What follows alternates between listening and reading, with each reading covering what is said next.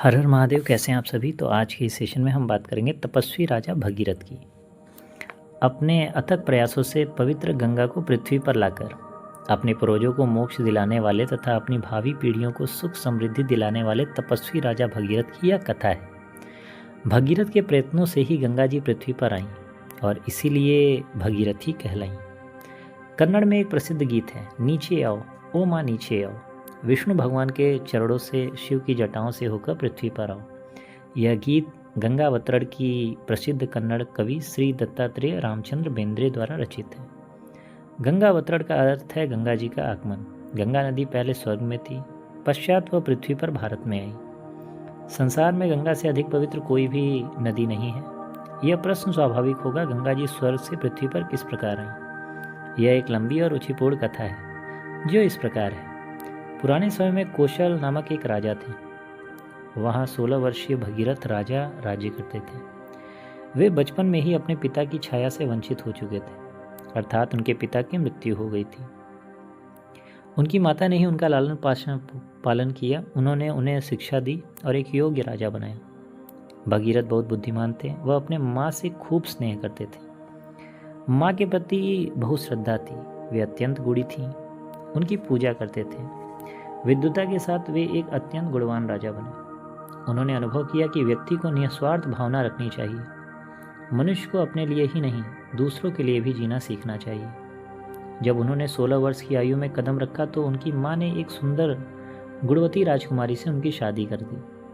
तब भगीरथ राजा के पद पर आसीन हुए। अपनी माँ के निर्देश, मंत्रियों की सलाह आदि से वे एक सुयोग्य राजा कहलाने लगे। एक दिन जब राजा ने राज दरबार में प्रवेश किया, तब दरबारियों ने यह कहकर उनका स्वागत किया कि कौशल के सम्राट का स्वागत हो, सगर के वंश की वृद्धि हो, भगीरथ राजा की विजय हो, महान राजा दिलीप के पुत्र की विजय हो। जब दरबार समाप्त हुआ, वे अपने महल में मंत्री के साथ लौटे। उनके मस्तिष्क में दो बातें थीं, सगर और दिलीप।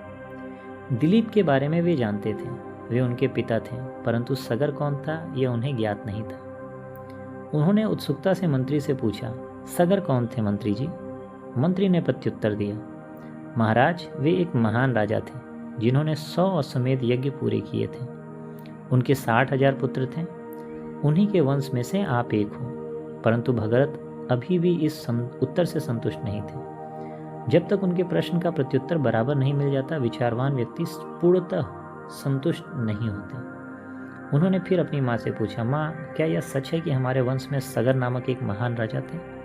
हाँ, माता का उत्तर था। जब उनके 60,000 पुत्र थे तो अभी उनके पौत्रों और संबंधियों की भीड़ लग जाती। हम तो केवल 3 लोग ही हैं।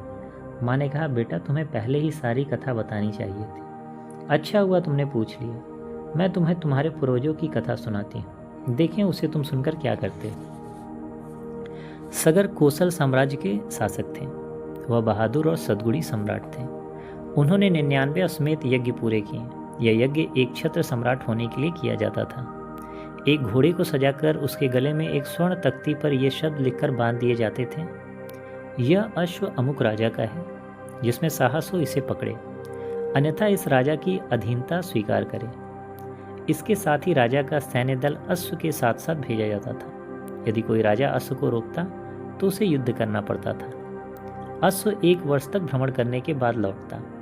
फिर राजा का अश्वमेध यज्ञ पूरा होता था। तब तक कोई राजा अधीनता स्वीकार कर लेते थे। उस समय बहुत से राजाओं ने राजा सागर की अधीनता स्वीकार कर ली थी। 99 यज्ञ पूरे करके राजा सगर बहुत प्रसिद्ध हो चुके थे। उनके राज्य में प्रजा सुखी संपन्न थी। सगर के मन में अब एक दूसरा विचार था। उनके पुत्र बड़े हो चुके थे। उसके सामने प्रश्न था कि यदि उन्हें कोई काम नहीं दिया जाता तो वे अनावश्यक रूप से प्रजा को दुख देंगे, जैसा कि यशपुत्र ने किया था। उसने सभी को व्यस्त रखने की योजना बनाई थी।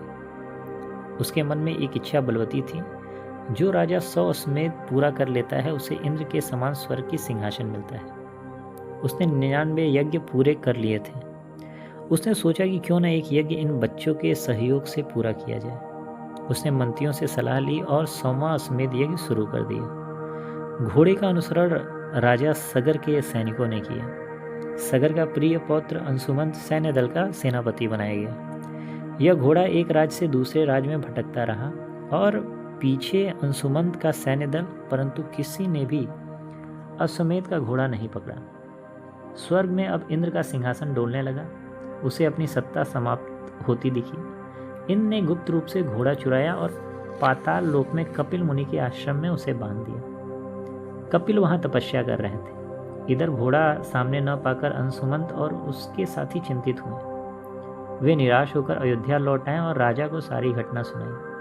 राजा सगर भी चिंतित हुए। उन्होंने अपने 60,000 पुत्रों को घोड़े की खोज में भेजा और चोर को सजा देने की आज्ञा दी। 60,000 तरुण बलवान पुत्र और सैन्य वाहिनी घोड़े की खोज में चल पड़े। जब वे पृथ्वी पर घोड़े को न पा सके, उन्होंने पृथ्वी को नीचे तक छेद दिया और पाताल लोक पहुंच गए। गर्जना करते हुए वे सर्वत्र घूम रहे थे। बढ़ते हुए वे वहां पहुंचे जहां महर्षि कपिल मुनि समाधिस्थ थे।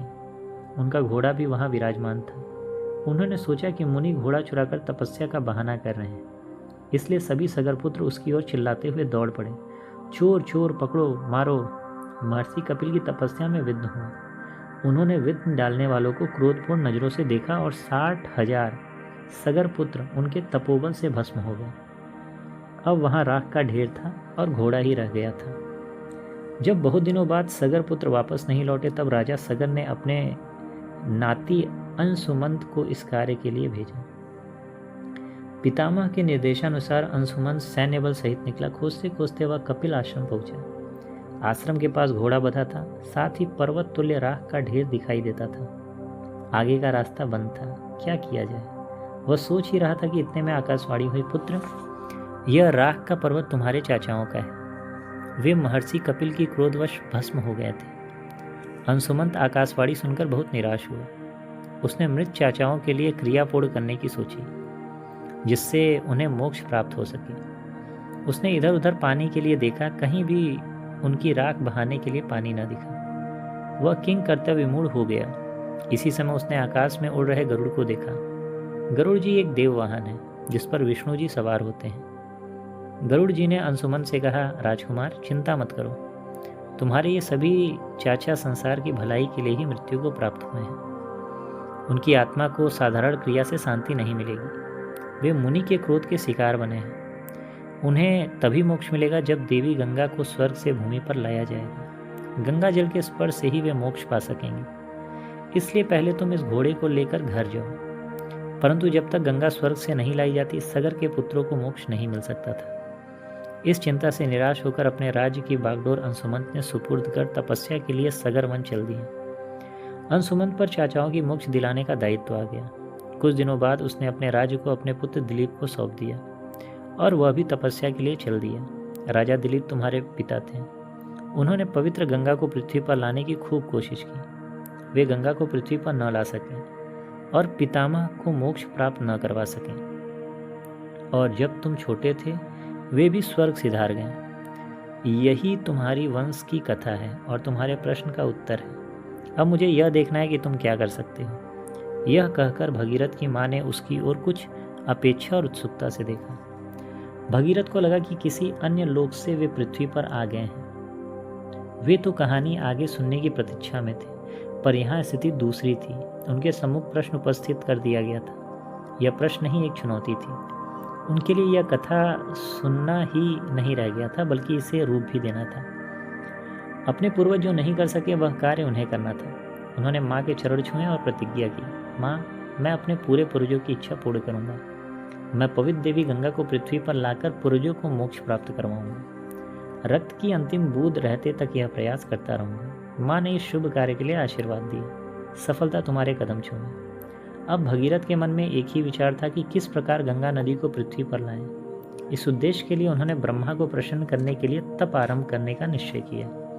राजा भगीरथ ने तप के लिए अयोध्या त्याग दी। यह तपस्या साधारण नहीं थी। सर्वप्रथम पद्मासन की स्थिति में उन्हें तप शुरू किया। उन्होंने ब्रह्मा की उपासना की। उनके शरीर की प्रत्येक बूंद और प्रत्येक सांस में आने वाली गंगा की प्रतिमा थी। कुछ दिनों बाद शीत ऋतु में सरोवर के जल में खड़े होकर उन्होंने तप करना आरंभ किया। ग्रीष्म प्रारंभ होने पर तपस्या अधिक उग्र हुई। उन्होंने 5 प्रकार की अग्नियों के बीच तपस्या आरंभ की। चारों ओर की अग्नि और ऊपर से सूर्य 5वीं अग्नि के रूप में विराजमान थे। इस प्रकार उनकी कठिन तपस्या जारी थी। उन्होंने अपना भोजन भी बदल दिया। प्रारंभिक कुछ दिनों तक उन्होंने एक बार, फिर महीने में एक बार और फिर बाद में भोजन करना ही त्याग दिया। केवल जल पर ही रहने लगे। अंत में हवा ही उनका एकमात्र सहारा थी। इस तपस्या से उनके तेज प्रकट होने लगा था। वे अत्यंत तेजस्वी दिखाई देने लगे, साक्षात सूर्य से प्रतीत होने लगे। स्वर्ग के देवता इस तेज को असह्य अनुभव करने लगे और ब्रह्मा जी की शरण में गए। ब्रह्मा जी ने उन्हें शांत किया और वे भगीरथ के पास पहुंचे। उनकी कठिन तपस्या से प्रसन्न होकर जब स्वयं ब्रह्मा प्रकट हुए तो भगीरथ ने उन्हें प्रणाम किया। ब्रह्मा जी उन पर प्रसन्न होकर बोले, हे राजन, तुम्हारी क्या इच्छा है? तुम यह कठिन तप क्यों कर रहे हो? भगीरथ ने अत्यंत प्रसन्न होकर उनका अभिवादन किया और कहा, देव, मेरे पूर्वज पाताल लोक में मृत पड़े हैं। अभी वे राख के ढेर के रूप में हैं। वे उचित क्रिया से ही स्वर्ग प्राप्त कर सकेंगे। इसलिए आप गंगा जी को भेजकर मेरी सहायता करें। दूसरे मेरे कोई पुत्र नहीं है। मेरे वंश को कायम रखने के लिए मुझे संतान की आवश्यकता है। यही वरदान दीजिए। ब्रह्मा जी बोले, तुम्हारी इच्छा पूरी होगी भगीरथ। गंगा जी को पृथ्वी पर लाने का यह श्रेष्ठ इच्छा आनंद पूर्वक पूरी होगी। परंतु जब गंगा स्वर्ग से पृथ्वी पर आएंगी तब उनकी शक्ति पृथ्वी सहन नहीं कर सकेगी। पृथ्वी नष्ट हो जाएगी। इसलिए किसी को उनकी शक्ति पर नियंत्रण रखना होगा। यह जरूरी है कि यह कार्य केवल शिव जी ही कर सकते हैं, अन्य किसी के बस का यह नहीं। अतः उन्हें प्रसन्न करो, तुम्हारी दूसरी इच्छा भी पूर्ण होगी। चिंता न करो। शिव जी की कृपा प्राप्ति के लिए उन्होंने फिर कठिन तपस्या प्रारंभ की। एक टांग पर खड़े होकर उन्होंने तपस्या प्रारंभ हुई। भगीरथ के तपोबल से शिव जी प्रसन्न हुए और उन्होंने राजन से पूछा, भगीरथ, तुम क्या चाहते हो? मुझे क्यों याद कर रहे हो? भगीरथ ने नतमस्तक होकर कहा, भगवान, ब्रह्मा जी ने मेरे अनुरोध करने पर गंगा जी को पृथ्वी पर भेजने का वचन दिया है, परंतु गंगा जी की शक्ति पृथ्वी सहन नहीं कर सकती। उसे वहन करने की शक्ति आप में ही है। आप ही उसे नियंत्रित कर सकते हैं। शिव जी मुस्कुराकर बोले, ठीक है, तथास्तु। ब्रह्मा जी की आज्ञा से गंगा जी ने पृथ्वी पर आना स्वीकार किया। ब्रह्मा जी के कथन पर गंगा जी को गर्व हुआ कि उनके भार को केवल शिव जी ही सहन कर सकते हैं, पर शिव जी भी कैसे नियंत्रित करेंगे? उसने सोचा और भरपूर शक्ति के साथ उसने गिरने का विचार किया। गंगा का अवतरण सचमुच एक सुख था। बहुत से जीव जंतु गंगा नदी में समाविष्ट हुए। गंगा की लहरों में फेन और गति की बाहुल्यता थी। सभी देखते ही रह गए। शिव जी ने गंगा की शक्ति चतुरता से आभास किया। उन्हें क्रोध आ गया, इसलिए उन्होंने गंगा को जटाओं के मध्य बांध लिया। गंगा की शक्ति कम हो गई और गति में स्वाभाविकता आ गई। भगीरथ का मनोकामना पूर्ण हुआ। वे गंगा जी के दर्शन की प्रतीक्षा में थे, पर गंगा कहीं दिखाई नहीं पड़ रही। केवल शिव जी क्रोध स्वरूप में विराजमान थे। उन्होंने शिव जी से प्रार्थना की, भगवान, मुझ पर दया करो और गंगा को स्वतंत्र कर पृथ्वी पर बहने दो। मेरे पूर्वज और पृथ्वी के सभी लोगों को मुक्ति प्रदान करो। भगवान शिव प्रसन्न होकर बोले, तुम्हारी भक्ति से मैं प्रसन्न हूँ। मैं गंगा को अपनी जटाओं से स्वतंत्र करूँगा। उसे 7 शाखाओं में विभाजित करूँगा। 3 शाखाएं पूर्व का और 3 पश्चिम का अनुसरण करेंगी। 7वीं शाखा तुम्हारे साथ तुम्हारी इच्छा अनुसार जाएंगी। इतना कहकर शिव जी ने गंगा को मुक्त कर दिया। राजा भगीरथ अपनी कठिनाइयां दूर होते देख प्रसन्न हुए। गंगा उनका अनुसरण करेंगी, यह जानकर उन्हें बहुत खुशी हुई। पुनः वे शिव जी को नतमस्तक कर दक्षिण दिशा की ओर चल पड़े। गंगा नदी ने शांत रूप से उनका अनुसरण किया। एक शर्मीली लड़की की भांति गंगा ने उनके पीछे चलना शुरू किया। कभी गति से, कभी धीमी चाल से वह चलने लगी। उसके स्पर्श से मानो जीवन लौट आया। राजा को बहुत खुशी हुई। वे चलते ही गए। जल्द ही जल्द पाताल लोक अपने पूर्वज के राख के ढेर के पास पहुंचने के लिए व्यग्र थे, जिससे उन्हें गंगा जल से पवित्र कर अपना कार्य समाप्त कर सके। रास्ते में जहनु ऋषि का आश्रम था। उन्होंने भक्ति और श्रद्धा के साथ आश्रम में प्रवेश किया। गंगा अब तक धीरे धीरे शर्मीली से उनका अनुसरण कर रहे थे, परंतु आश्रम में प्रविष्ट होते ही गंगा नटखट हो गई। वह पूरे आश्रम में घूमती रही। अतः वह स्थान जल से परिपूरित हो गया और ऐसा प्रतीत हुआ मानो आश्रम का नामो निशान मिट जाएगा। भीतर महर्षि जहनु समाधि में बैठे थे। गंगा के कारण उनकी समाधि में विघ्न पड़ा। उन्हें सब बातें समझ में आ गई। उन्होंने सोचा कि इस नटखट लड़की को सबक सिखाना चाहिए। उन्होंने पवित्र गंगा को हथेलियों पर रखकर एक ही घूंट में पी डाला। अब इधर भगीरथ अपने पीछे गंगा को न देखकर बहुत चिंतित हुए। उन्हें डर लगा कि कोई दूसरी बाधा न उत्पन्न हो गई हो। वे इधर उधर ढूंढने लगे, परंतु वह जहनु के आश्रम में ही लुप्त हुई थी। भगीरथ महर्षि के पास नतमस्तक होकर कहने लगे, मैं आपके दर्शन के लिए यहाँ आया था, परंतु गंगा अदृश्य हो गई। मैं आपसे याचना करता हूँ कि गंगा के बारे में मुझे बताइए, उसे क्या हो गया? ऋषि ने कहा, मैं उसे पी गया, क्योंकि मैं उसे सबक सिखाना चाहता था।